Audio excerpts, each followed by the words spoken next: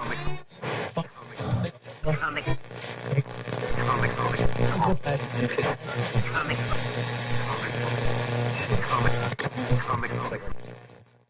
everybody, it's Weird Wink Wilkinson laughing and scratching at you. How's everybody doing today? I got a little bit of a stiff neck. Let me just fix this up.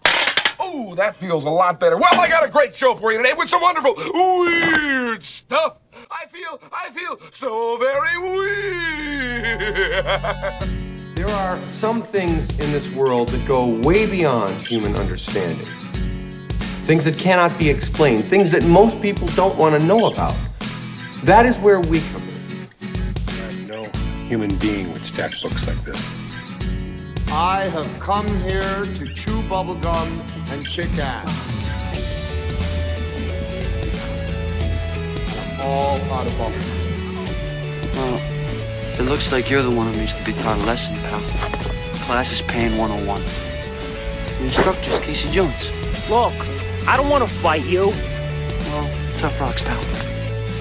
Do you want some coffee, Mr. Tully? Do I? Yes, have some. Yes, have some. It's a cup of coffee in the big time, yeah. Cup of coffee in the big time. Hey, what do you say we both be independent together, huh? I guess one person can make a difference. Enough said. We have the tools, we have the talent. It's Miller time.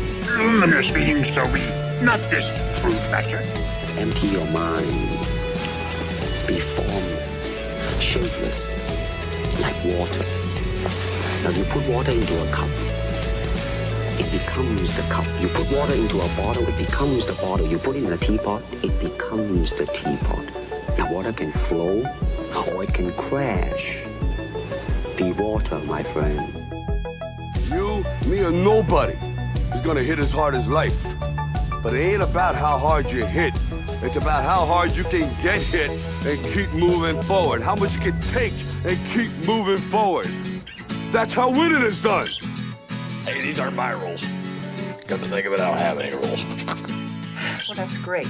Either I have a monster in my kitchen or I'm completely crazy. I don't think you're crazy. You know something? Maybe I am insane. Maybe I am insane.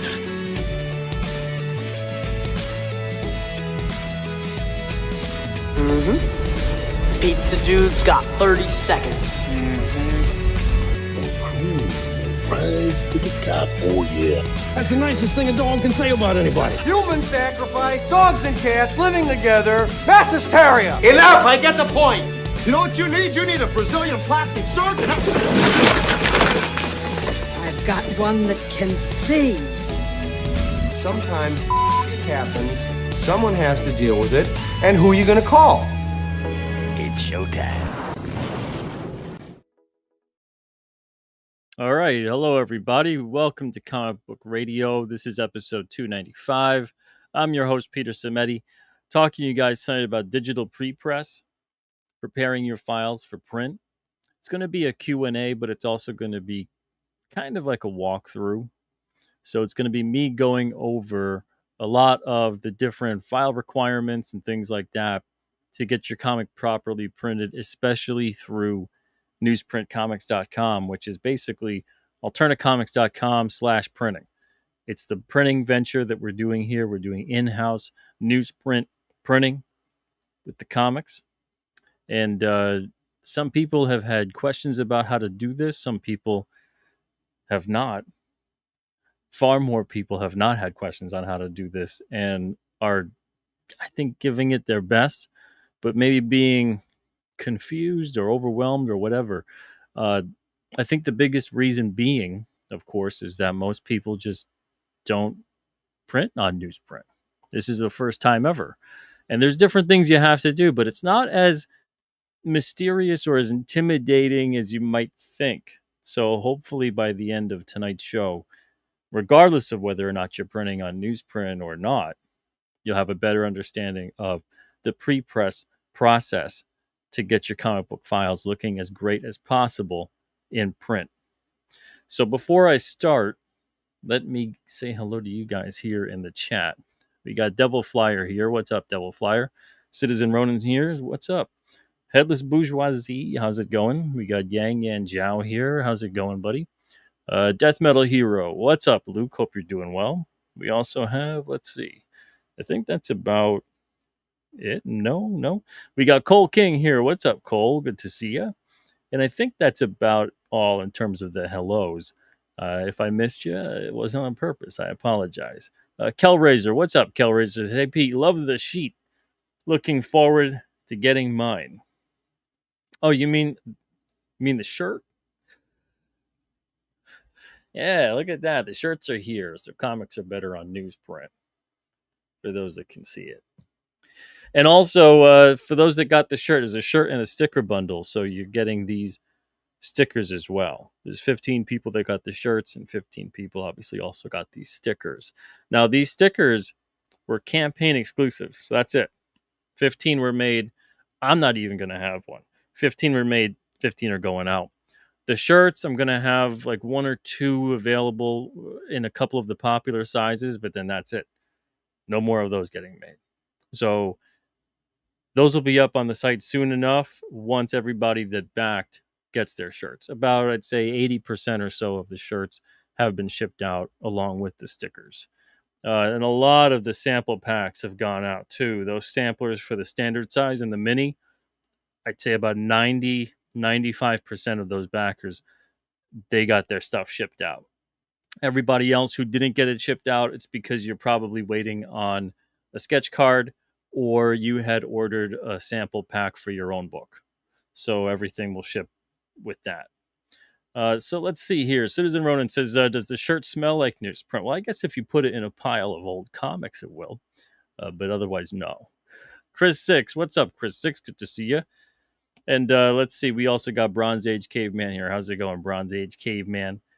Kel Razors has got my sample package, and they look great. Awesome. I'm glad that you dig it. Speaking of books that people received, Rob Geronimo received his books for Blood Realm 15 to 18 the other day. He received the first batch of those. I'm sending those out to him in waves. About 50 of each issue each week is going out to him. That's kind of what I could do, is about 200 issues a week. So he's got 4 issues times 50. That's 200. So 200 to him every week. I should have the entirety of his print run that he needs probably sent out to him by first, maybe second week of August. So we're on pace for that. But August 1st is when printing services open up, as it says right here. Now, I'm going to put the link in the chat. It is in the description of the show. There we go. I'm going to be going back and forth between talking about the pre-press stuff and checking in with the chat for your questions. If you feel like there was a question of yours that was not answered, because I'm probably going to answer some questions over the course of me talking about all this. But if I didn't end up answering your question and I might have missed it, please, send it through repeatedly. It's okay. It's not going to annoy me. It might annoy people in the chat, but it's not going to annoy me. And then if I miss it entirely, or if you watch this later on, you got a question, leave it in the comments of the video. All right. So taking a look here. Now, when I'm taking a look at everything and going through it, I don't see the chat. So I just want to keep that in mind, but I'm going to go back and forth. All right. So just top to bottom here on the site, the printing launching, like I said, August 1st. And it mentions here, as of June 2025, we've begun printing our comics in-house with high-grade newsprint interiors and gloss covers. We're offering this service to other creators as well. Read more below to find out if this service would be right for you. So these are, and from what I've heard, other people agree, an upgrade, as far as I'm concerned, to what we were printing before. This is a high-grade newsprint, so it's slightly thicker than what we were using before. We've been printing on newsprint commercially since 2017. And we're pretty much the only publisher to consistently be doing so during that time. This newsprint, the printing does not get on your fingers. So the ink will not get on your fingers. And it's a bit more crisp, a bit more vibrant, the printing. And people so far are agreeing. So the people that have received, and there's been probably about 60 to 70 people so far that have received their Blood Realm books, and people that have received the sample packs as well. So maybe about 100 in total. A lot of those people. No one has said they don't like it, but a lot of people have said how much they do like it. And Rob Dronema was blown away. He said, "Pete, I'm speechless." He's like, "These are incredible." So good reviews coming back about it, which is great to see. And hopefully we can get more books out there. A lot of people did get vouchers on the campaign. Now, I do suggest if you have your books ready to go, ready to send in, please do that. I take printing orders on a first come, first serve basis. So what's going to happen is that, maybe you got a voucher, but you don't need printing for a year or 2 years. That's fine. The vouchers don't expire. But if you got a voucher and you're ready to go, and let's say your files are ready to send in, and you don't need them until September or October, but the stuff is ready to, I suggest sending that in. Send it in as soon as you think files are ready to go to print, as soon as you think you have your files up to spec.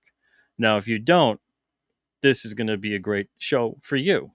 So the details here, this is the rundown of what is featured on the page. So the books, and the details are just describing what the books will essentially look like, along with a couple other things. So the books are going to be saddle stitched, which is stapled spine.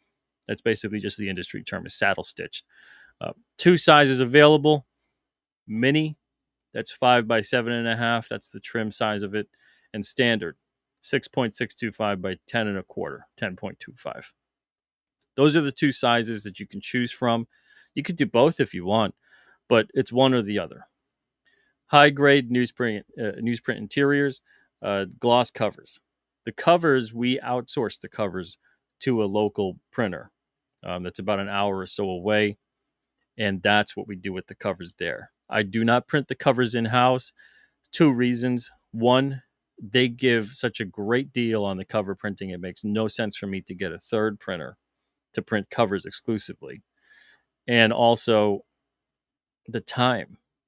Adding the time to do all the covers, if I were to get that printer, it wouldn't be economical to do so. Because like I said, even between the machine, the paper, the ink, all of that, it wouldn't make sense. The printer does such a great job.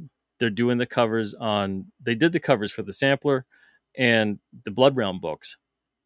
And it makes no sense. There's no reason for me to bring the covers in-house. There's no savings to be had, both monetarily and in time. So archival, waterproof, fade-resistant inks, that's what's used on the interior printing. And honestly, it's also what's used on the covers. That's what the printer's using too, the commercial printer. Short runs of 200 or less. So the biggest reason being, of course, is it's me doing this. I'm putting this all together. I'm running the machines. I'm assembling the books. I'm doing everything. 200 or less on the print run. Price breaks are offered at 25, 50, 100, 150, and 200. Interior page counts from 8 to 48 pages. So they got to be in increments of 4. The reason they have to be in increments of 4 is because when you print on one side of the page, that's 2 images. And then you flip it over, because every page has 2 sides. You flip it over to the other side, another 2 images. So if you have a book that's not in an increment of 4 and you send that to print, you're going to have blank pages. And depending on where you have these blank pages, which you should never have any because you're paying for them. So if you send in a 30 pager instead of a 32 pager on the interior, you're still paying for those blank pages. You might as well put something on them. So someone out there was thinking that a cover page was one side as well. A cover is the front cover, the back cover, the inside back cover, the inside front cover. That's also 4 sides, 4 pages to 2 sides. So you got to think of it like that. You don't just put a cover and then that's just 1 page. That's not how it works. So you're getting the interior plus cover. In print, usually they say it's, like 24 plus 4, 28 plus 4. The plus 4 is the cover. So keep that in mind. That's a really important thing that a lot of people don't take into account. Covers do not count toward interior page count. cover, back cover, inside front cover, inside back cover. That's what's listed on the site here. Digital proof provided for free with every order. The first 2 digital proofs are free. $5 for each digital proof after the second. So let me explain that. So I don't send a digital proof out. A lot of printers, this is what will happen. I'll set up the story like this. You'll send your files into a printer, and regardless, 99% of them, almost all printers will just put together a proof no matter what. Your files could be completely wrong, just horrible. Not set up properly. The ink coverage is wrong. Everything about them is wrong. The size is wrong. The formatting is wrong completely. But they'll put together a proof, and you won't know all of this is wrong until you see that digital proof. And then what happens is that you got to have the song and dance back and forth over and over again. And now sometimes those printers will put things together, send it to you, and you may not be aware, because sometimes printers send the proof to you and it's low resolution. I don't do that. I send you a high resolution proof. So I send you a high resolution. This is what literally is going to print, and that's that. Some printers will send you a proof that's low resolution. The reason I suggest that they never should do that is because sometimes people will send in low resolution files.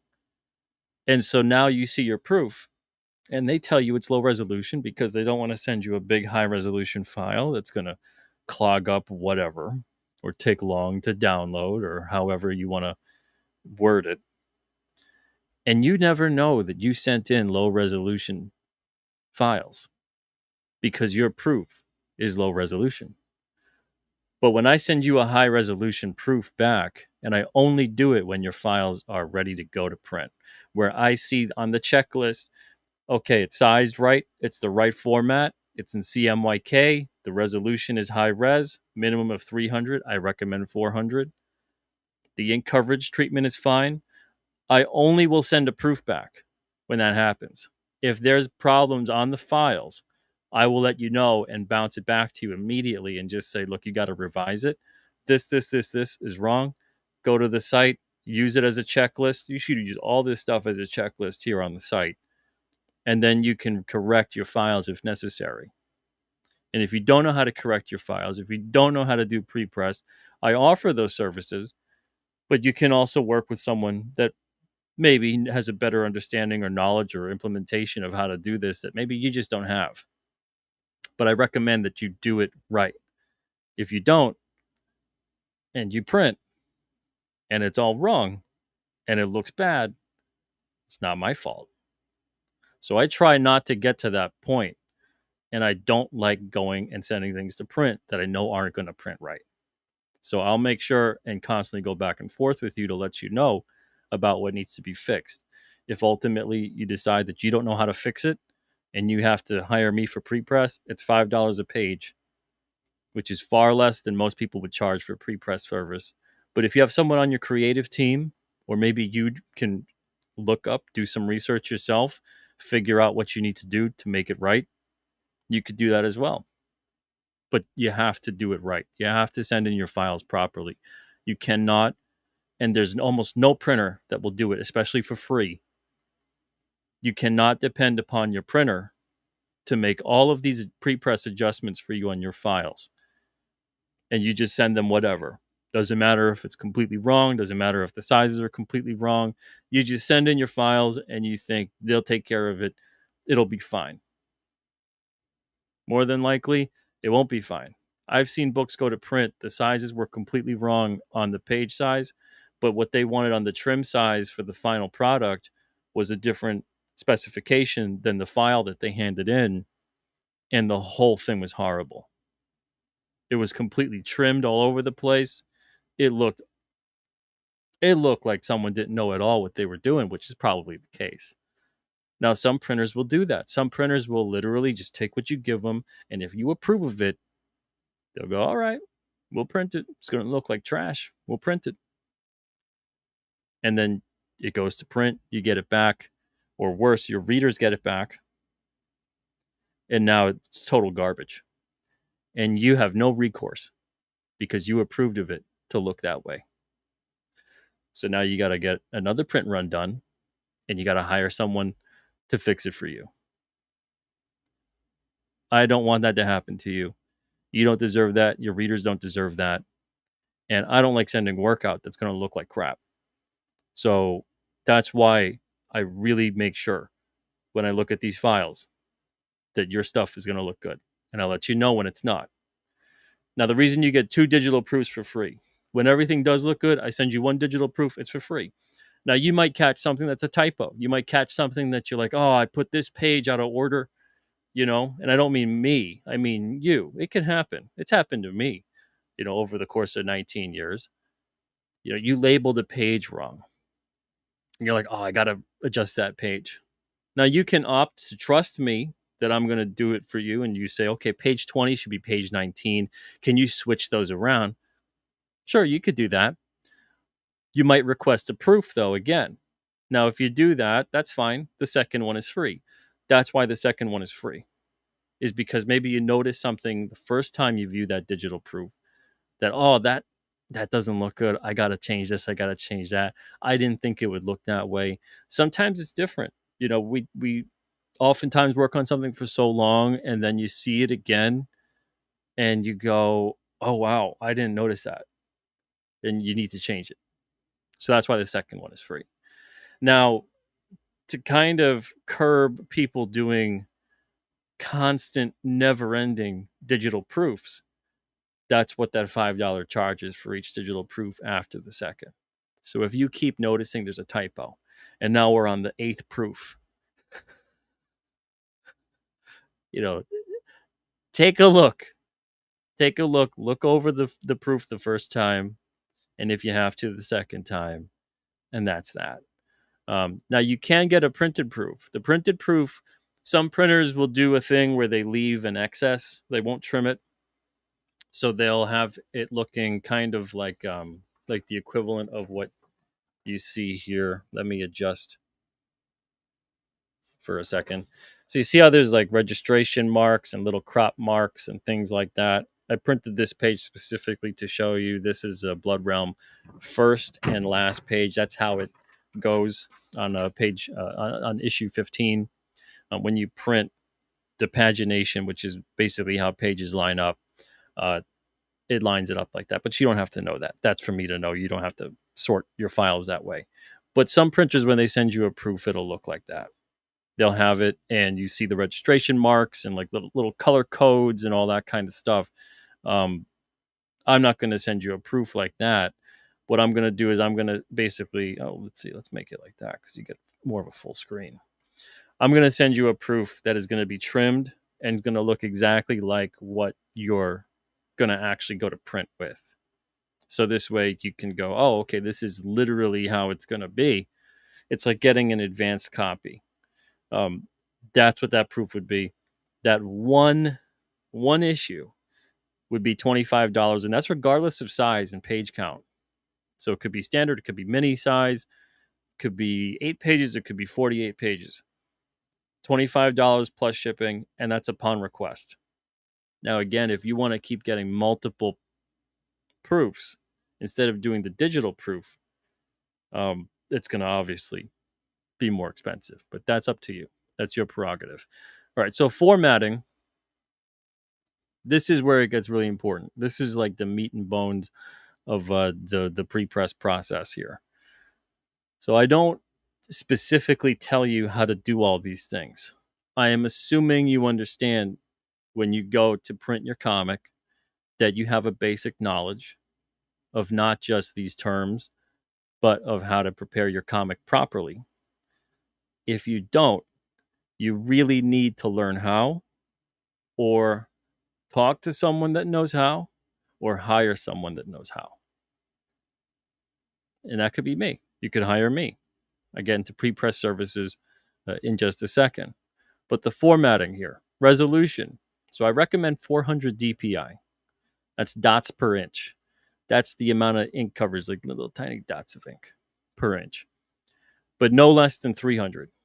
If you send, 325, 350, 400, 440. I've seen people send like 440, 500, 600. don't be ridiculous. Sound like Balky from Perfect Strangers. Don't be ridiculous. Does anyone even, is that reference even landing? 300 or 400. Like I said, I recommend 400. The biggest reason I recommend 400 is because that's honestly where I've noticed there's a difference. But I don't notice too much of a difference with 5 or 600, especially at that size, at the mini or the standard size. But 300's fine. 300 will be fine. But no less than 300. Don't send it at 200. Don't send it at 250. Don't send it at 100. Don't.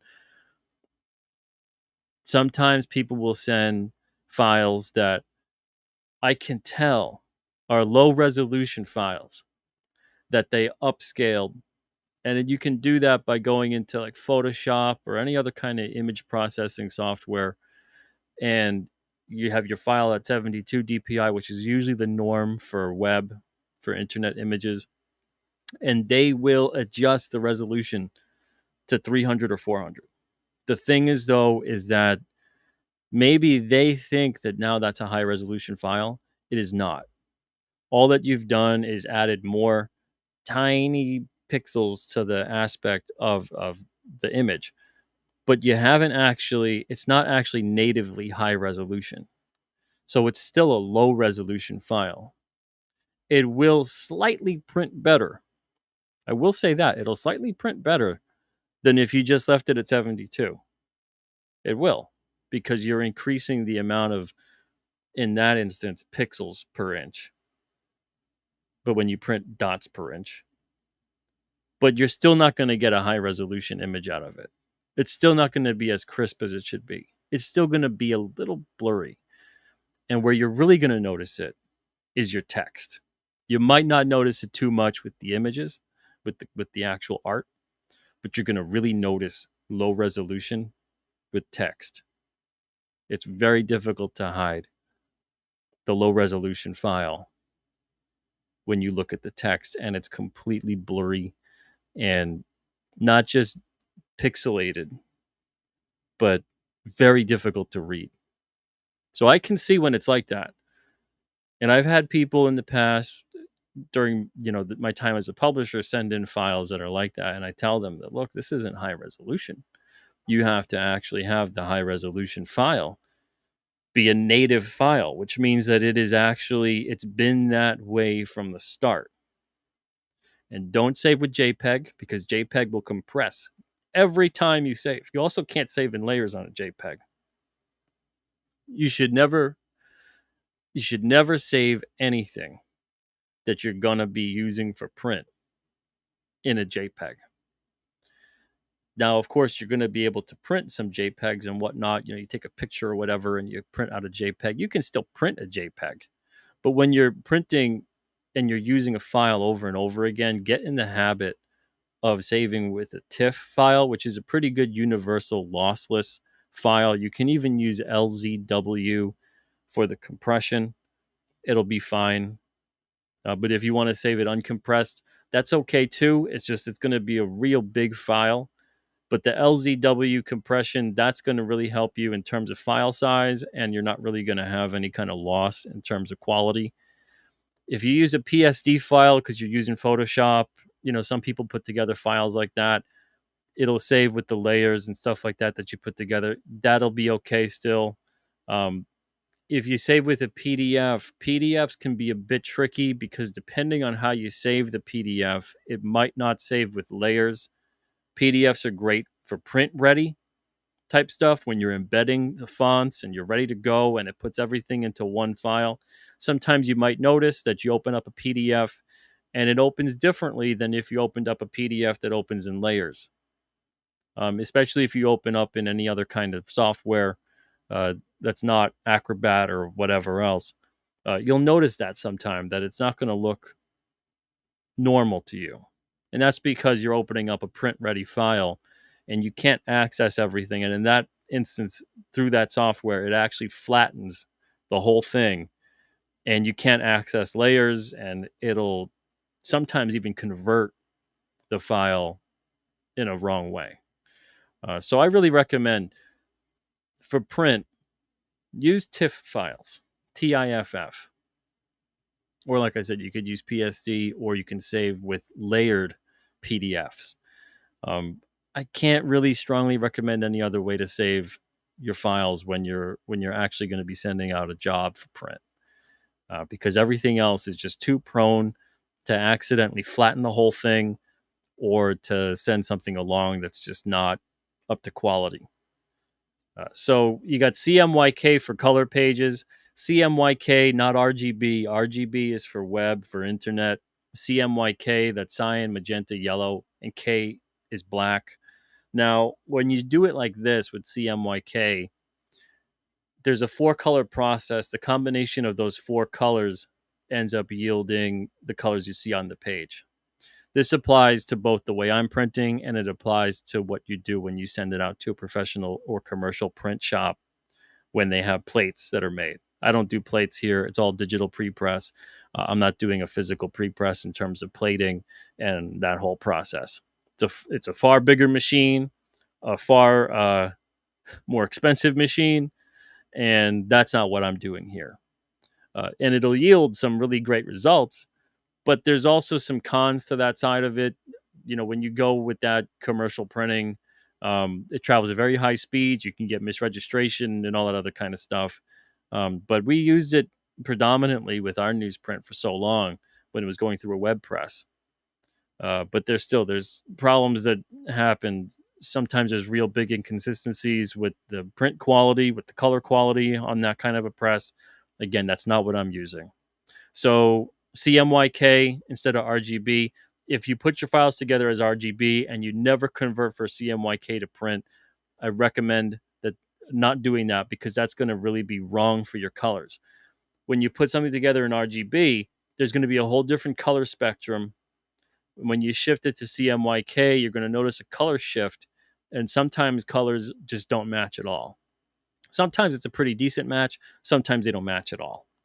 So you want to always work with the file you're going to print with. You always want to work CMYK from the start. Otherwise, you're going to convert to CMYK at some point, and you're going to go, oh, all those colors they're not what I thought they'd be. So you always want to work with CMYK when you're printing. Grayscale for black and white images, that's pretty simple enough. I mean, it's black and white. Use grayscale. The trim size, 5 by 7.5 for the mini, 6.625 by 10.25 for the standard. Now that's the trim. That's the final dimension of what that comic, what that printed piece is going to look like. You know, you get within like a 16th of an inch here or there. You know, like sometimes the way things trim, it even happens in professional comics. You know, not everything is like super right there, but everything's usually within like a 16th of an inch. But more often than not, it's those dimensions that are specified precisely. The bleed, you add 0.125 to each side of the page.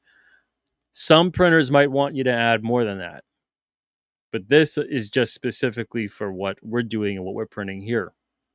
When we printed with the web press with newsprint, we had to add 0.25, which is a quarter of an inch to each side of the page. 0.125 is an eighth of an inch. If you add an eighth of an inch to each side of the page, you're adding technically an extra quarter of an inch on each side of the page on the overall dimension. So a bleed size on a mini is 5.25 by 7.75. The trim 5 by 7.5. The bleed size on standard is 6.875 by 10.5. Again, that adds 0.25 to the entire dimension of the page, because you're adding 0.125 to each side of the page, 4 sides of the page. Again, if you're not printing with Alterna, I want this also to kind of help people who are not printing too with Alterna but are printing in general. Consult with the printer you're using as to what the bleed dimensions are. Either do your due diligence. Most of these printers, they list their specs just like how these are listed. They list what works best. Follow their directions.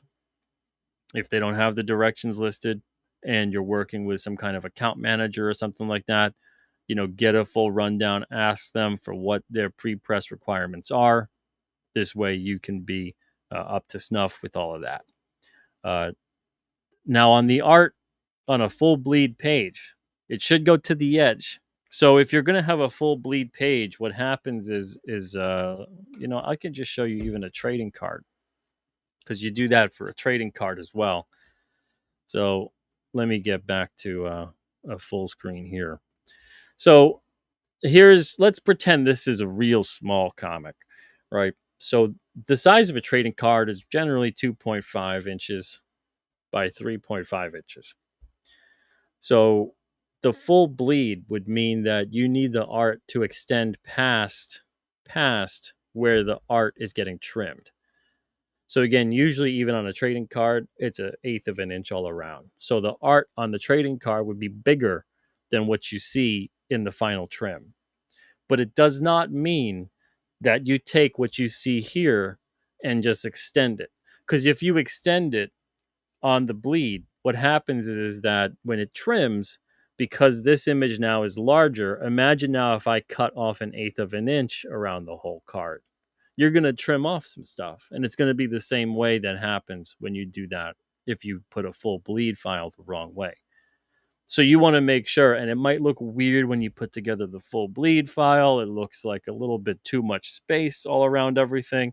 That's fine. You can set up guides around your art and everything else. There's a template you can download on the site. So this way you can actually check out what's there. Let's get this up going again. So right there, it says click here to download templates. There's a template for the standard size. There's a template for the mini size. All you need to do is download that. Then you can drag that over, lower the opacity of it, and then you can see it on your art. Is your art matching up? Is it correct with the full bleed, with the live area, with the trim? How is that working? Because if it's not in the parameters of those measurements, it's not going to be aligned properly. And when it prints, things are going to get trimmed, completely cut off. It's going to print weird.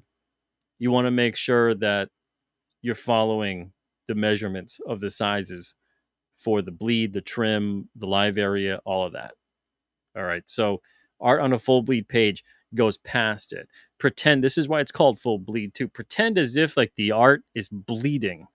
It's just bleeding off the page. All right. So it's bleeding off the page, and the stuff that bleeds off the page, it gets trimmed. So it creates the illusion that you've printed all the way to the edge. Printers always advise giving that extra room to art that goes all the way to the edge, because of the fact that if you don't, if you just put it right to the trim, that 1/16 of an inch I was talking about, that sometimes things shift when they get cut, sometimes the pages will look fine, sometimes the pages won't. And when it gets trimmed, there'll be that white space of the paper that doesn't have ink on it. It'll be there and you can see it. And it looks unprofessional. It ruins the image, the illusion of that full bleed art that's on the page. And you want to make sure that when you're doing that full bleed, that you put everything together correctly. So when it trims, you don't see any of that white around there. You don't see any of that paper that's not printed.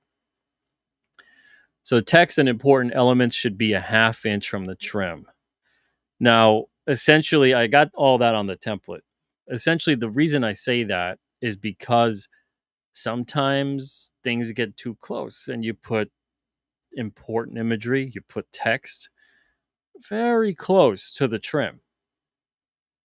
And when you do that, not only can it sometimes actually get trimmed off, because again, printing, things shift. Things don't shift too much when I'm printing. But when you print commercially, again, I'm trying to get you to set up your files too in a way that you can actually still use these files and print somewhere else. Let's say you need to print a larger print run in the future and you want to use the same files, you could do that. But you want to make sure that not only does it not get trimmed off, but that it's not weirdly too close to the actual edge of the paper.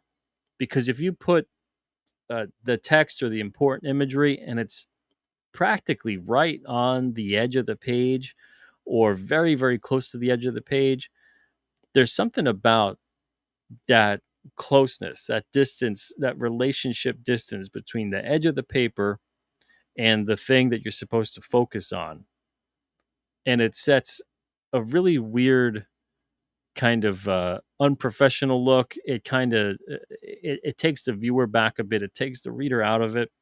When you see it, you know what I mean. Um, but that's the reason why I say a half an inch from the trim on each side of the page. Doesn't mean that you can't have any art there. It just means, you don't want to put faces there. You don't want to put text there, and even text boxes. You want to keep all that stuff within a half an inch from the trim, from the edge of the page. On a double page spread, you send as either two separate page files, or you can send it as one full image. Either way is fine with me. I'll make sure it prints and comes out fine. So either one is okay. The text, 100% black text. So the text that's in black, especially, it has to be 100% black. It cannot contain cyan, magenta, or yellow. If you do that, the text is going to print blurry. It's not really going to print that great. And when you go through a commercial level high speed printer, it's really going to get messed up. You don't want to do that. I've learned from experience not to do that earlier on in my publishing career, because a lot of people didn't tell me any of this. A lot of this was trial and error. A lot of this was talking to printers over the course of almost 20 years. Even going to school for graphic design, a lot of this stuff is not talked about. So you want to really make sure that you got that 100% black text.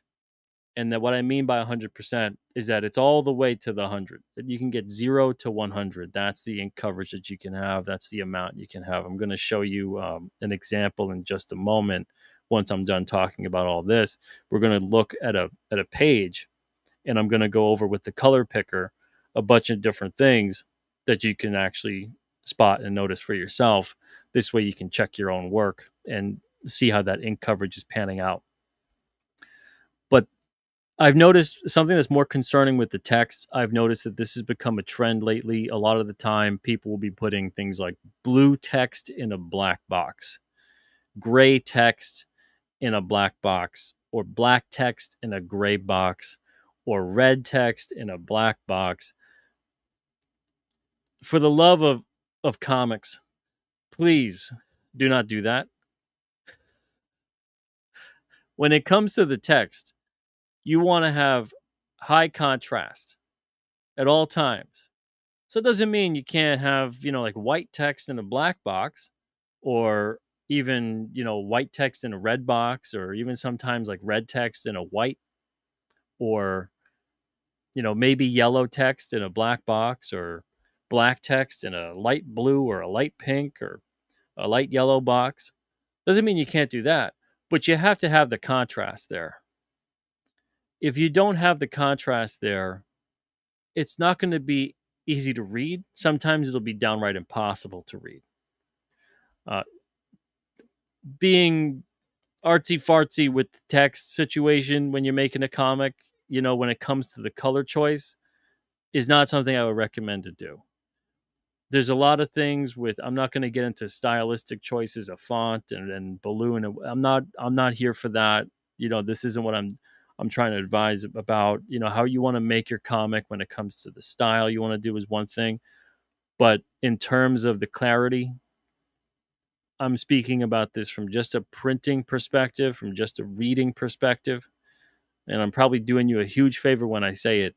If you're out there thinking like, oh man, that gray text in a black box, I really want to do that, I'm going to just have to say, just walk away from the computer for a minute. Don't do that. It's not going to be a fun experience for your reader. And chances are, even if you think it looks great on the screen, because maybe you got the screen brightness jacked up, and so you're not noticing it, I really recommend print out that page at home. Can you actually read that well?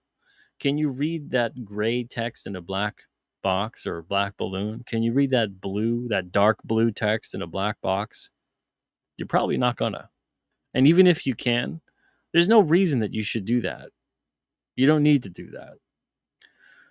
So that's just a little tangent about making sure you print correctly and take that into account.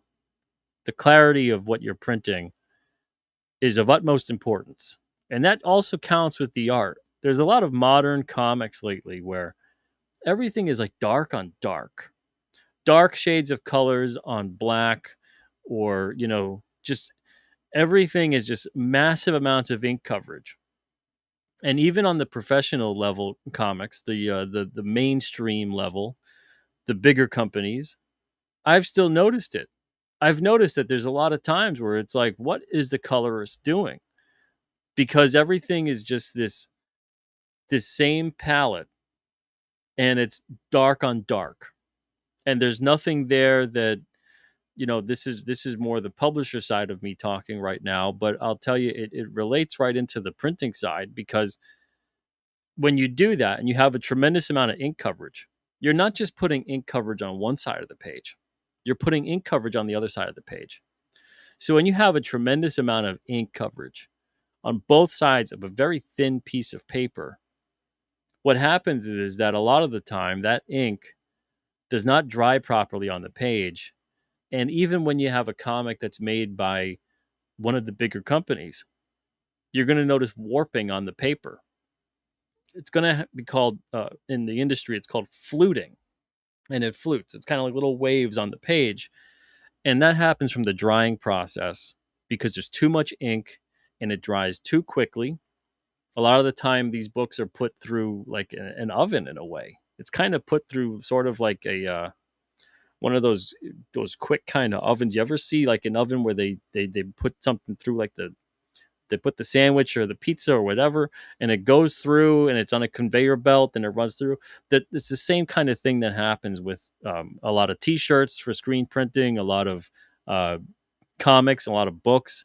It kind of gets heat set is basically the technical term, because there's heat set, offset, web press. There's cold set. Cold set is it dries naturally. Heat set is they use an oven. Sometimes they do UV lighting, and it's activated the ink, and it dries the ink. So the temperature and the UV dries everything.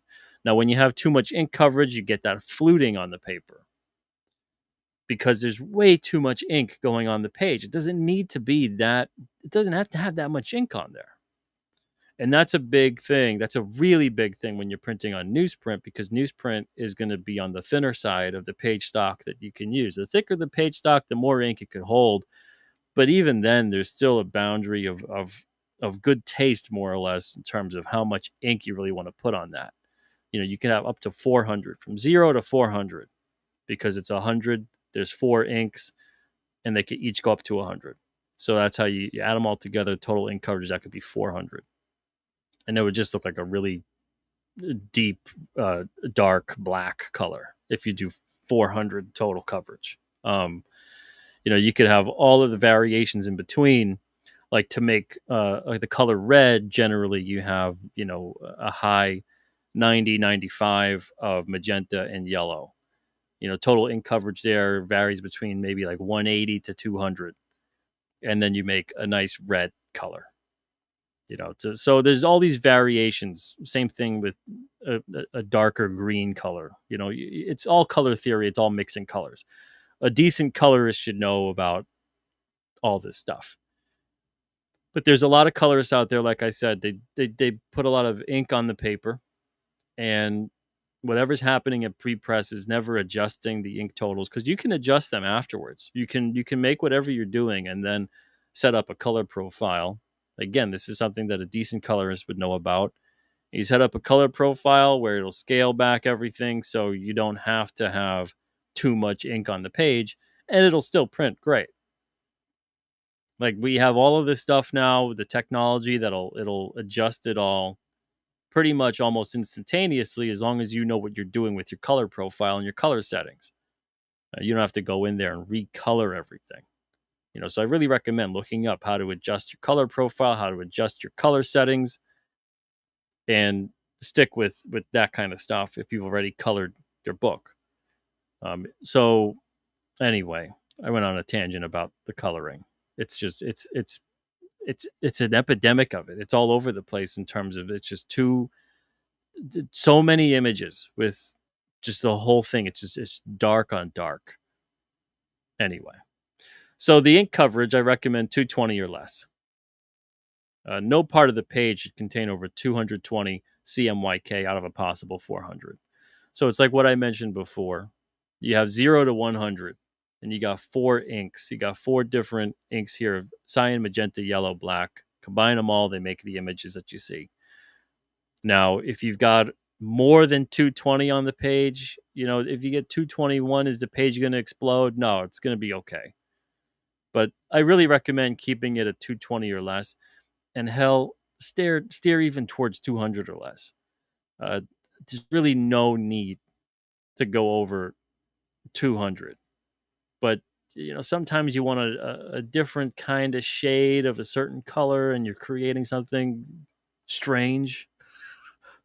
So 220, you can have it there. Are you going to have your whole page covered though in 220? That's going to be kind of tough. That's going to be a very blah page. And the reason I say that is because if you have your whole page dark on dark, you're losing the contrast. You're losing the beauty of the artwork. You're burying the artwork in bad coloring at that point. And again, there does seem to be a lot of that happens in modern comics. And I don't know if anyone's making adjustments, if anyone's talking about this, if anyone notices this. But I've seen a lot of this over my time, roughly almost 20 years of being a publisher, where there's just a lot of dark on dark. And it's really tough sometimes to get people out of the headspace of that just doesn't really look that great. You can't make out what's in the scene because you're kind of burying the artwork. Sometimes that's intentional, but it's never a good thing. So coloring, I say this, and this is kind of what I've been talking about the whole time. Overly dark pages, this is just kind of like a best practices part here. It says overly dark pages, dark text in a dark balloon or box, low contrast imagery will not print properly. So that stuff won't print properly because of the fact, like I said before, it's just the color theory of it is completely off. It just doesn't look right. It doesn't look well. It doesn't read well.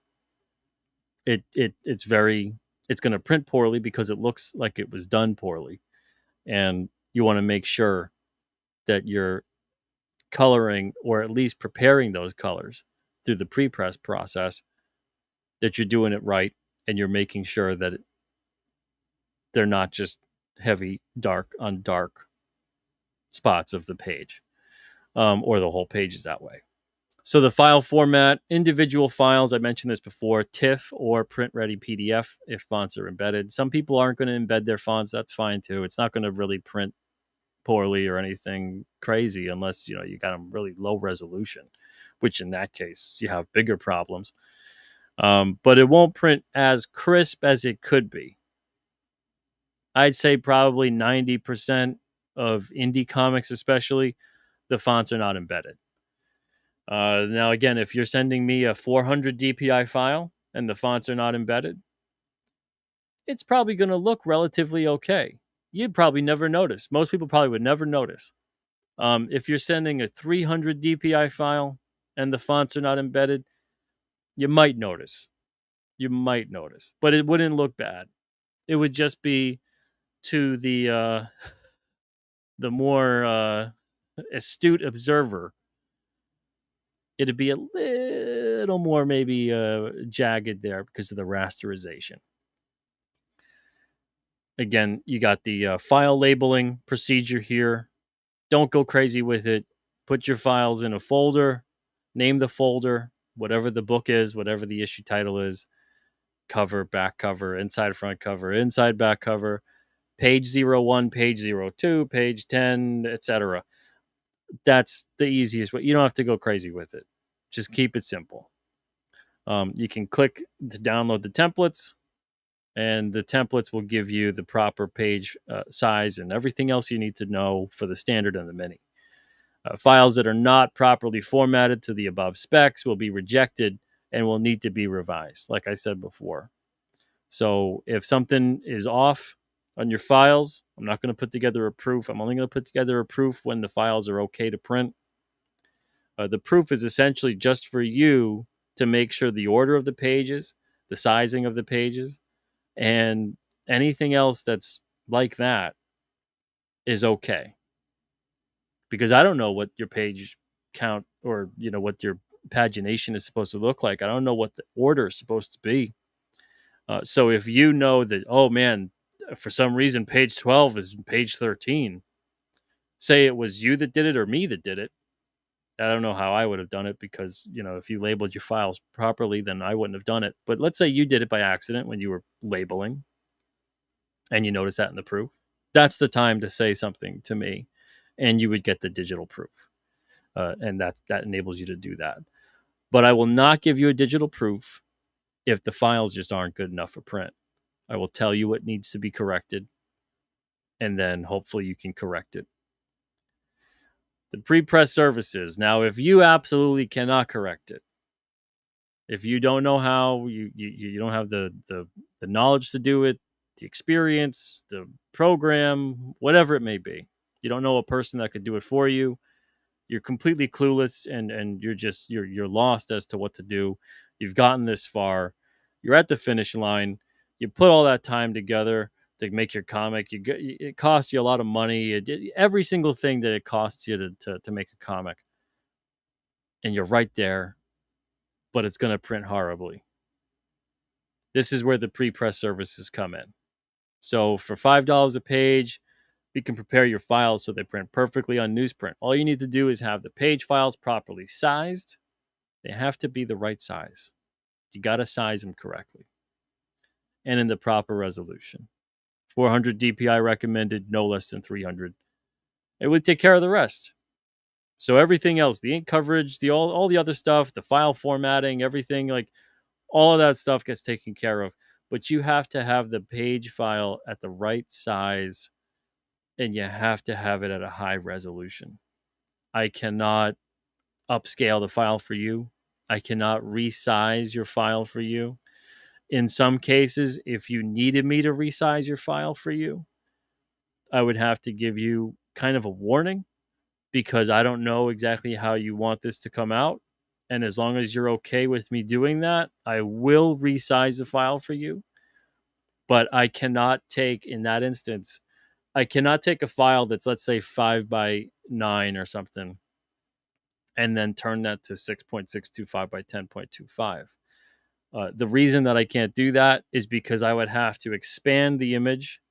And by expanding the image, it's going to be printing a lower resolution of what you have because it's now printing a larger size. If you have a size that's 11 by 17 or something like that, and you take it and you want to make it smaller, then that's possible. Depending on the proportion of the page, certain things might get cut off in the sizing. Again, I really recommend have your files at the right size, have your page at the right size, have them high resolution. All the other harder stuff I can take care of. But that is like the bare minimum, the basic stuff of just sending your files to print, of having them the right size and the right resolution. So the shipping on this has nothing to do with pre-press. So you can read that on here. The same thing, everything on here, you get your price table and all that other stuff. There's an option. You can purchase the sampler and everything else. Here's where you would fill out all the information on what your book is and all the information there so I can actually access your files. And if you got any additional question, comment, or a note from me, you could put that in there too. And then you would just send it along. It's really not that complicated. Now, before I dive into showing you guys an example of a lot of the stuff I'm talking about with the ink coverage and the text and all that stuff, I'm going to walk you through on a program called Affinity Publisher. Affinity Publisher is basically an alternative to Adobe InDesign. You can actually own the thing. I really recommend it. It's a great program. I can't believe how good this stuff is. It was only like $70 or something like that to put together your stuff correctly and to really get it perfect for print. But before I dive into that, I'm going to see if you guys have any questions in here. Let's see. So there's probably going to be a bunch of questions, so bear with me. Let's see. I'm scrolling back to the top here.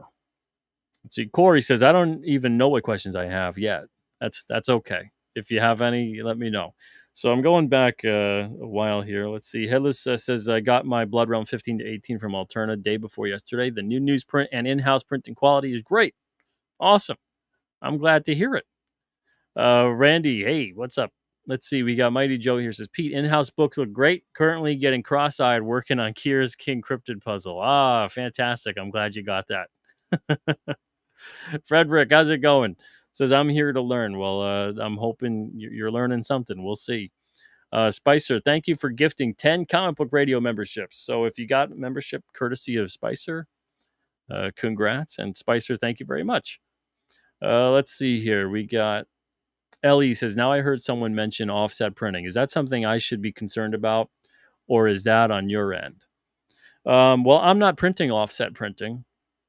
The only reason that I mention it is because a lot of what I talk about, a lot of the pre-press that I talk about on here, you can apply that to whether you're printing offset, sheet fed, web press, print on demand, for another printer. It's relatively universal advice. That's in terms of how you're preparing your files.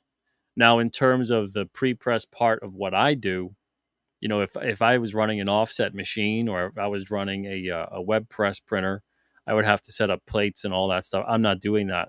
It's all digital pre-press and digital, not plating, but as close as what you're going to get to what that process is like. It's all done just through the machine, through the printer, through the computer. So it's not a plating system, but it does benefit you to process everything through CMYK, and that's the biggest point here. If you do plating with an offset commercial printer, you have one plate for everything that's cyan, one plate for everything that's magenta, one plate for everything that's yellow, and one plate for everything that's black. And as those plates, that information with those inks lay on top of each other as the printer runs at an incredibly high speed, that's what produces the image.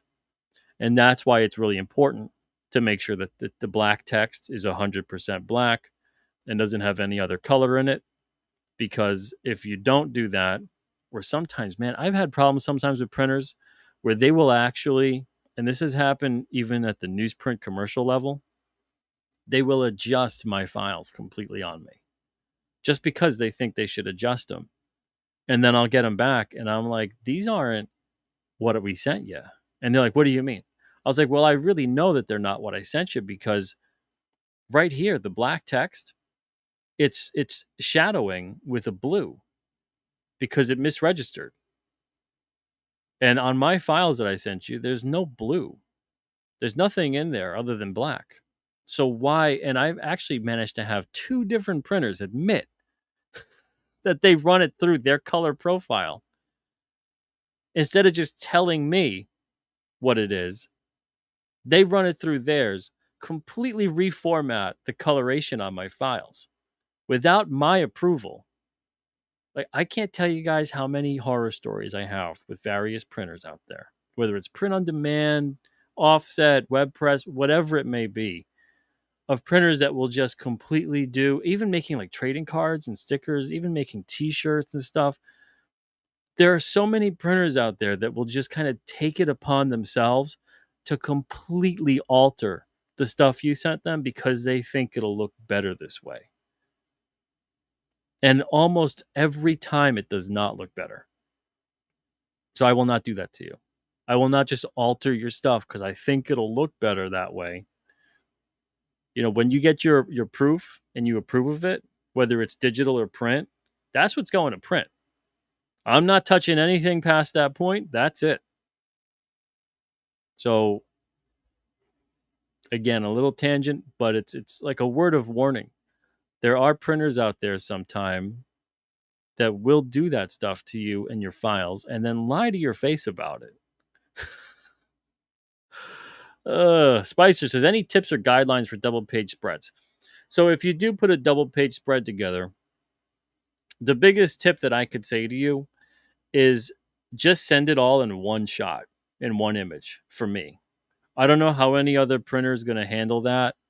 But if you have a printer that wants it broken up, there's a whole different way you got to do it. So what you got to do when you send in a double page spread is, okay, you know what? I'll show you right here. Let's get to the part where I show the other the window here with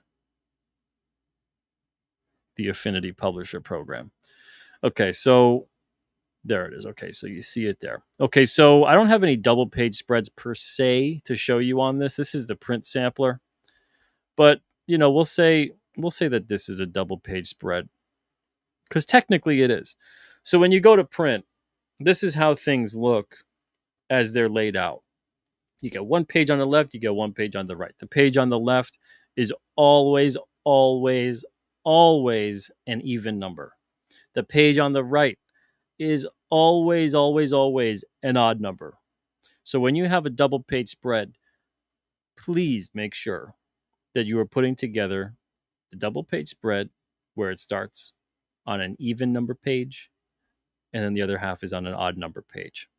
Otherwise, it will not be left and right.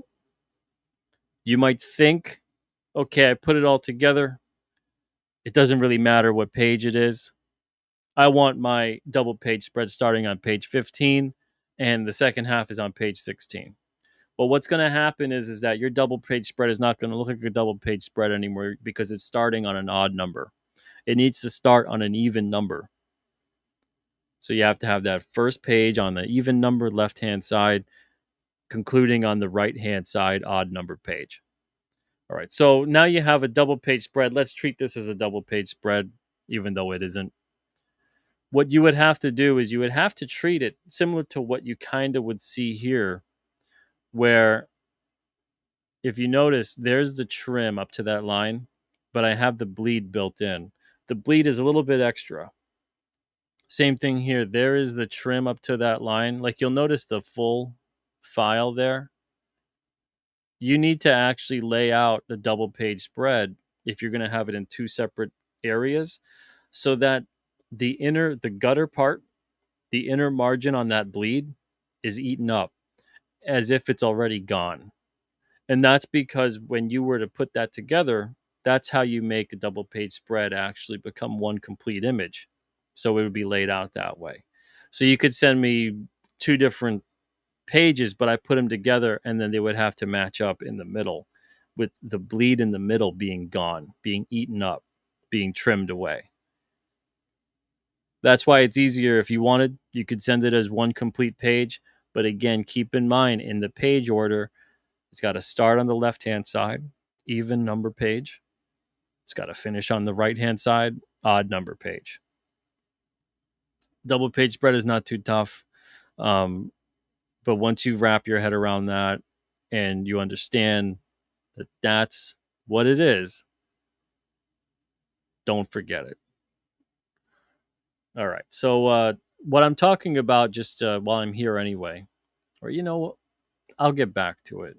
I don't want to jump ahead of any questions in the chat. So let's get back to some of the questions in the chat before I jump ahead. Let's see. It looks like Ellie also was talking about that. Yep. So hopefully that kind of cleared it up for you. If you have something specifically, worrying you about a double page spread, let me know. Let's see. Ellie says overly dark pages, meaning 100% K levels. 100% K should only be for fonts. If you have 100% K for the art, that's fine. But just, be aware that that's pretty much just going to look like black. So if you've got like 50% cyan and 100% black, it's pretty much just going to look like black. You shouldn't even bother putting the 50% cyan in there at that point.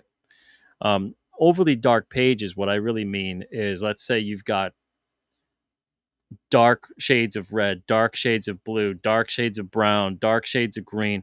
It's just dark on dark on dark on dark. You lose the contrast, you lose the readability of the art. And if they're all back to back all over the place within each other, and this is a coloring choice that people just kind of make nowadays because they think that they can. And yeah, you can. It doesn't necessarily mean it's going to look good, but you have to have some contrast there. You have to have something that breaks up the dark coloring. And you don't always have to put in a darker mix of colors to still obtain the look that you want to have. And a lot of people, when they color, don't take that into account, that there's still ways to actually do that. And you don't maybe need to do it while you're coloring, but you can do the color adjustment with the color profile as you're coloring and have it set that way. Or you can convert to RGB, then convert back to CMYK, and then that kicks in the color setting again. The color profile kicks back in. So it's kind of like a turn it off, turn it on again situation. Again, any colorist that knows what they're doing should be aware of that. But there's not a whole heck of a lot of colorists that I find that do know what they're doing on that level. It's not an insult to them. It's just most people probably never talk about this sort of thing. So that's a big part of printing, is knowing what kind of paper you're going to be printing on. And also knowing that because in comics now, the colorist does such a heavy workload compared to what they used to do. So if you're relying on that colorist to do 90% of the heavy lifting on the art, and to the point that maybe your line work on the inks is completely, you don't know where the coloring begins and when the line work ends, you really got to make sure that your ink coverage levels are okay, especially for the paper stock you plan on using. And I've just seen too many instances where people they don't even pay attention to it. You ask them about ink coverage levels, and most people don't even know what the hell you're talking about. They don't think that is even a thing that matters. You print whatever, you're setting it up and you're coloring digitally, and doesn't the computer and the printer take care of the rest? And well, to a certain degree they do, but you still have to know how to prepare it, because otherwise it's not going to print properly. And like I said, you're going to have fluting, you're going to have pages where they're using up way too much ink, and there's going to be saturation levels. And in worst case scenarios, you're going to have ink that actually will get on your fingers. And it's not supposed to, when it's not, like, no ink should ever get on your fingers unless it's cold set newsprint. If it's being printed with offset, if it's being printed with heat set newsprint, if it's being printed with sheet fed, if it's being printed with print on demand, or if I'm printing it here, the ink should never get on your fingers. And if it does, the reason why is because too much ink is being used on the page to the point that it never dries properly. And it always just sits on the page. So there's ink that gets absorbed into the page, and there's ink that then sits on the page. And what happens sometimes is it actually will offset to the other page. So you'll actually get a page. Well, you'll get a page that, like, here's one side of the page like this, and then here's the other side that sits there, and that the ink on this will get on the other side. And that should never happen on anything that isn't cold set newsprint. That'll happen on cold set newsprint every now and then. It'll make an imprint. It'll stamp onto the other page. And that's called offsetting. It's just like the way you would print. But that should not happen through any other way. But when you have too much ink on the page, that'll happen. And when it doesn't dry properly, it'll really happen. And sometimes it could be disastrous, and your whole print run will be destroyed.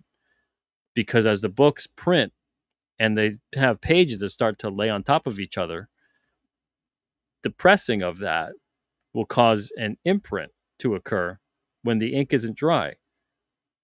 So you might think none of that ink coverage stuff matters. Oh, you're printing on, fancy offset or whatever, and it's a nice paper and it'll never happen.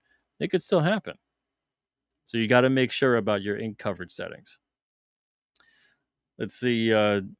Everyone understood the Balky reference. All right, good. Corey Landis says, I'm old enough to get the Perfect Strangers reference. All right. Let's see here. GM says, man, I'm so glad I don't deal with pre-press any longer. A lot of work involved. Yeah. Well, especially if you got to do the whole plating process. That's a whole other level. That's not even what I'm dealing with. Death Metal says, not working in CMYK will absolutely bork your colors when you go to print later. 100%. Let's see. GM says, I could always tell when someone's never had anything printed before when they set text too close to trim margins. You see what I'm talking about, right? LE says, is there a recommended font size to use? I would say no. I would say no only because it really varies per font. So every font, like sometimes there's a font that it'll look small at 12 point, and then there's another font, it'll look huge at 12 point. So I really recommend when you're using a font, take something. I know it sounds crazy, but when you're doing something for the first time ever with comics, scan a comic at, let's say, I don't know, 300 or 400 DPI, where you like the font size. Scan it, upload it, put a font over it at that 300 or 400 DPI, whatever it is you're working at, and then adjust the font size accordingly. Match them up, see what works. Some fonts work great at 8 point, some at 10, some at 12. It really depends. There's no 100%, yeah, that's the size to work with, because every font is different. Let's see. We got Matt LaRock here. What's up, Matt? Let's see. Citizen says, just walk away and I spare your comics. Matt says, it's always getting that balance right. When inking, I have to step away to get fresh eyes. You always have to. You always got to take a day away sometime. Let's see here. I'm trying to look for questions. And Citizen Ronan says, for the love of comics, just have Pete do it. Let's see. Rachel says, induction heaters. I must have been talking about something. Let's see. Citizen says, never touch another man's files. Yeah, it's kind of like never rub another man's rhubarb. Everybody probably got that reference, right? Okay. Ellie says, the editor of the book should have caught that. The editor of the book should have caught what? Well, I mean, the editor of the book should catch almost everything, to be perfectly honest. And some stuff they probably won't catch. But as far as, if there's a glaring bad error that's occurring, the editor of the book should catch it. Even when it comes to, especially because that's something else with comic editing. It's not just proofreading. It's not just that. Comic editing is a whole other level, because you have to deal with imagery. You have to deal with how things look on the page. You have to deal with how things are going to look printed. So you really got to know your stuff on those levels too, not just about, dotting your I's and crossing your T's. Okay, so to get back to the Affinity publisher program here, so you can see what I'm talking about with ink coverage. Now, you can do this too in Photoshop or any other kind of graphic software. If you don't have any software that you're using to make your page that has the ability to change your page size, or to save as a TIFF, or to use a color picker, or any of the things I'm going to talk about right now, consider getting a different software. Affinity is a really great I say alternate too much that I almost wanted to emphasize it in a wrong way. It's a great alternate. It's a great alternative to the Adobe line. And the thing that's pretty cool about Affinity is you can actually own it. You don't have to pay that monthly horrible charge. And it still does a lot of the same exact stuff the Adobe stuff will do. So, Affinity has some kind of program that's similar to every kind of Adobe program. Affinity Publisher is very similar to Adobe InDesign, which is a page layout software. So when you take the color picker, you can click on any part of the image and you can see the amount of ink coverage there. So I just clicked on the black section here where Brugge is, and it's 000 So that is just 100% black ink. There's nothing else in that. If I were to zoom in, right? If I were to zoom in and I click on the text, same thing, 000 Now, if I click on the yellow, 2050. If I click on the shade on the bear's face, 1110,082. All of these numbers will not go past 220. There's not a single coloration on this file that will go past that point. The green grass over here in the first panel, 28, 0, 87, and 2. Even something too like the darker green, 59, 0, 80, and 2. A lot of the black is 100% black, 0, 0, 0, 100.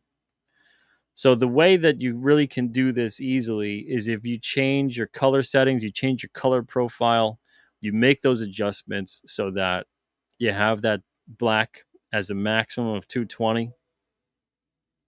You could even just leave it at the maximum of 200 for the total ink coverage, and have black at 100. I apologize, I misspoke with the 220. The 220 would be total ink coverage. Black would be maximum of 100. If you put black at the maximum of like 90, let's say, then your color settings will adjust so that it never is these black areas that go up to 100 on 100%. It wouldn't go past 90%. I don't recommend that. It'll print too light. Put the black maximum limit all the way to 100%. Total ink coverage at 220. You can have your dot gain, leave that at either 25 or 20%. It's up to you. That's mostly just going to help you to see what the coloring looks like on the screen as opposed to like what the printer is going to be printing. And then have it to web uncoded. Either have it to web uncoded, or you can use some kind of, if it's got newsprint as a setting, you can use that as well for the ICC profile. That's a color profile. Photoshop has stuff like that. This program has stuff like that. So what I mean is, let's see, we can go to settings, and then I can go to, let's see, color. So it has all these different color profiles. I got web uncoded version 2. So you could use that, and then you can have, I format my files personally. I format all my files through Photoshop, and then I put them through this program to do the book layout, the page layout. But there's various programs where you can do that, and then this way everything prints perfectly.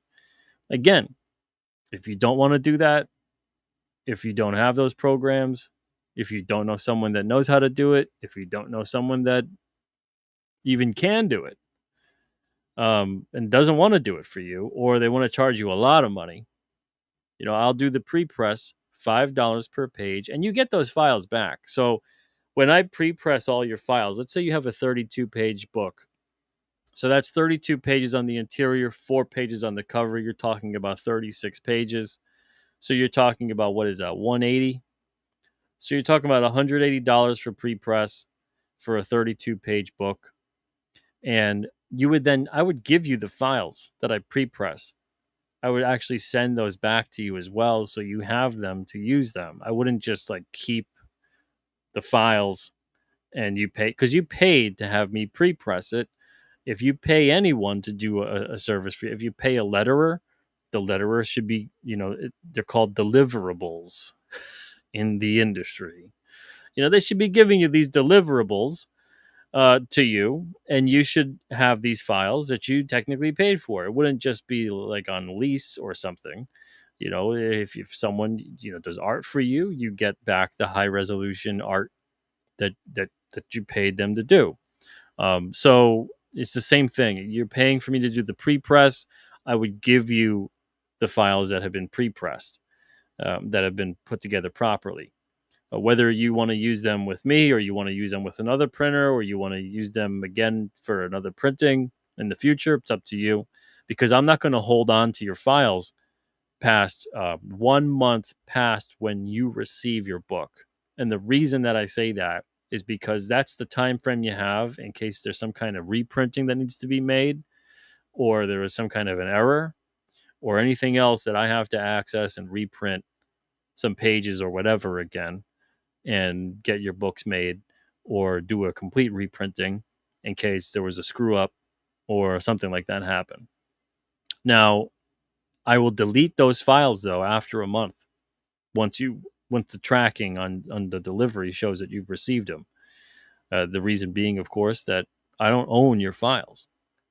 I'm not printing an extra inventory here. I'm only printing what you want me to print for your job, and then it goes to you, and then that's it. But after that month, files get deleted. But you would have the pre-press files because I would send those to you, those high-resolution pre-press files, if you paid for them. But other than that, I mean, there's not too much to this. It's not too complicated. And it might be, obviously, if this is the first time you're ever hearing of this.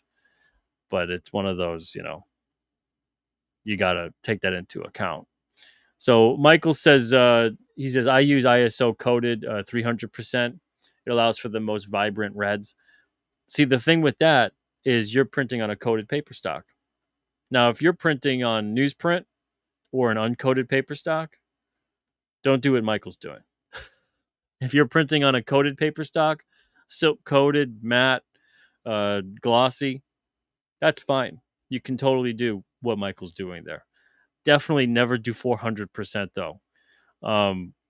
And 300 honestly is like the max I would really recommend if you're doing it printing on a coated paper stock. Most cases you could do 240 to 250 and you'll still be fine. Let's see here. Do we have any other questions? Let's see. Captain Goodnight says your broadcast software isn't showing the color profile dialog and options. It's only showing the main image window. All right. Well, it is what it is. It's on there. I promise you. That's what happens. Sometime I notice with this software, you open it up and then they got like the window within a window and then certain windows won't show. I appreciate that. Thank you though, Captain Goodnight, for letting me know. Yeah, so you just got to change your color settings and the stuff is on there. Let's see. Rachel says, is Clip Studio okay? It depends. I've never used Clip Studio.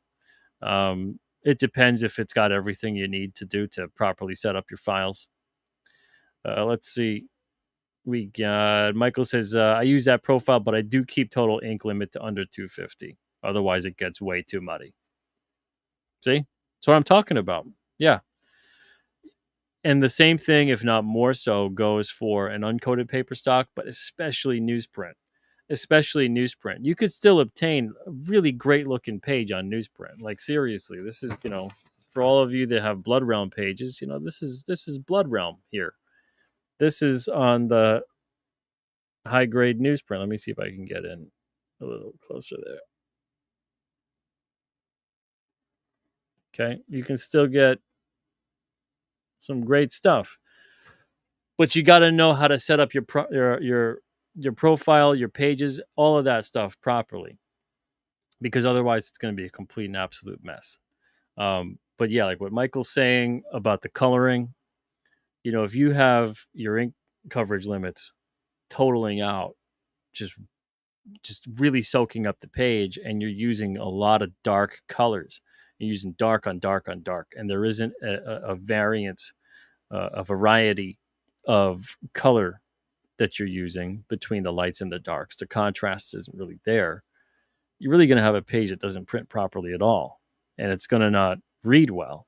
I've seen a lot of pages come through where people put, and this again is over the course of my 19 years of publishing, through various submissions that come through where people are coloring the books, and it'll be just a total just dark blue with the black, with dark red, and very little light on the page, because like they're in such a darker color scheme.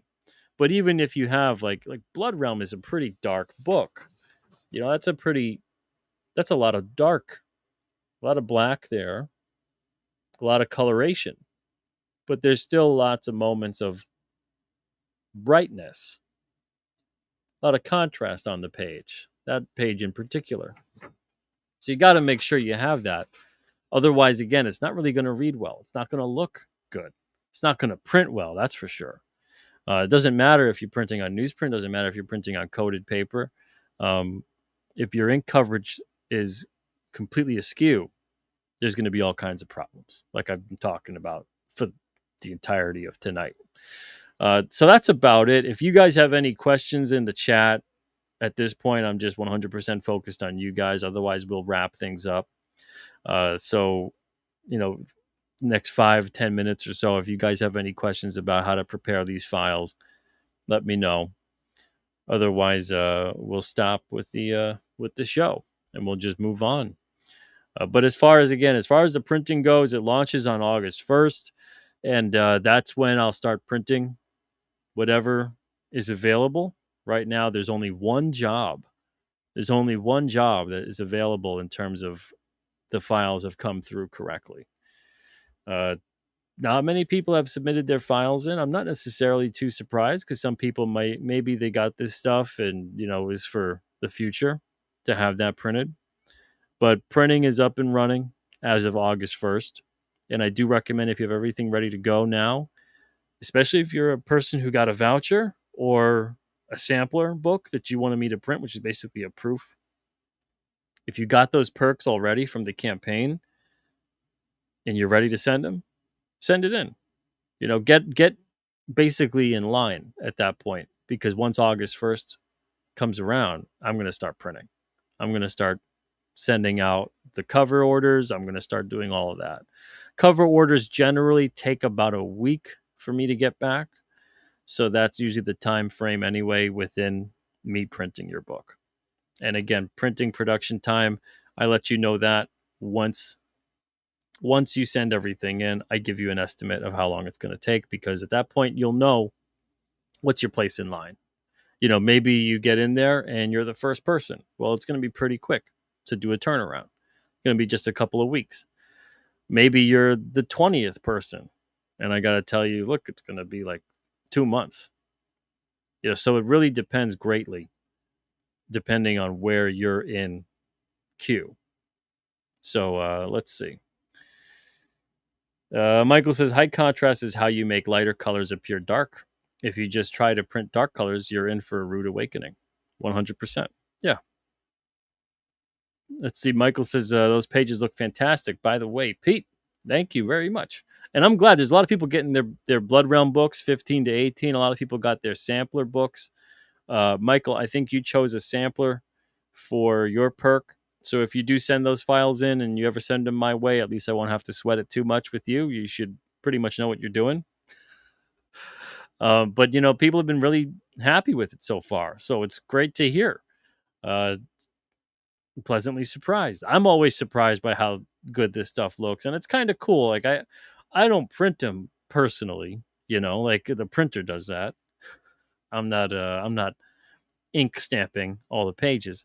So it feels weird when I say I'm printing them, even though the printer is printing them. But I do hand assemble them. So I put all the pages together, put the staples through, I fold all the pages and then trim all the pages. And then there's a book. And the books are coming out great. So I'm really glad that that's the case. And hopefully it'll always stay that way. Michael says, I'm still figuring out what I want to print. There you go. Ellie says, I'm not going to submit my files yet. Maybe towards the end of August. That's fine. Matt says, smash that like, folks. I appreciate that. Yeah, if you're enjoying this show, smash that like.